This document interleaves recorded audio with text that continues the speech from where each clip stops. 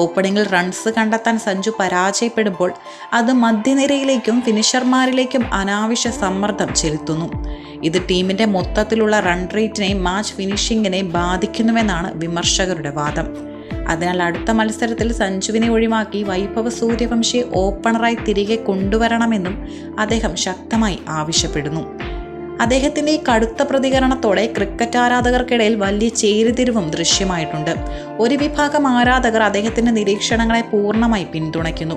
പ്രതിഭയുണ്ടെന്ന് പറയുന്നതിലല്ല, അത് കളിക്കളത്തിൽ റൺസാക്കി മാറ്റുന്നതിലാണ് കാര്യമെന്ന് ഇവർ വാദിക്കുന്നു. സഞ്ജുവിന് നൽകുന്ന അവസരങ്ങൾ അർഹതപ്പെട്ട മറ്റ് യുവതാരങ്ങളുടെ വഴി അടയ്ക്കുകയാണെന്നും വൈഭവ് സൂര്യവംശിയെ പോലുള്ള ഭാവി താരങ്ങൾക്ക് കൂടുതൽ അവസരങ്ങൾ നൽകേണ്ട സമയമാണിതെന്നും അവർ ചൂണ്ടിക്കാണിക്കുന്നു. എന്നാൽ സഞ്ജുവിൻ്റെ കടുത്ത ആരാധകർ അദ്ദേഹത്തിൻ്റെ വിമർശനങ്ങളെ മുൻവിധിയോടെ ഒന്നായിട്ടാണ് കാണുന്നത്.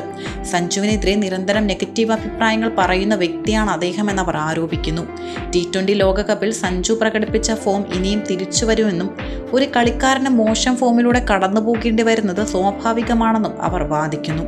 അന്താരാഷ്ട്ര തലത്തിൽ ഒരു താരത്തിന് സ്ഥിരത കണ്ടെത്താൻ തുടർച്ചയായ അവസരങ്ങൾ ആവശ്യമാണെന്നും ഇടയ്ക്കിടെ ടീമിൽ നിന്ന് മാറ്റുന്നത് കളിക്കാരന്റെ ആത്മവിശ്വാസത്തെ തകർക്കുമെന്നും സഞ്ജുവിനെ അനുകൂലിക്കുന്നവർ വാദിക്കുന്നു.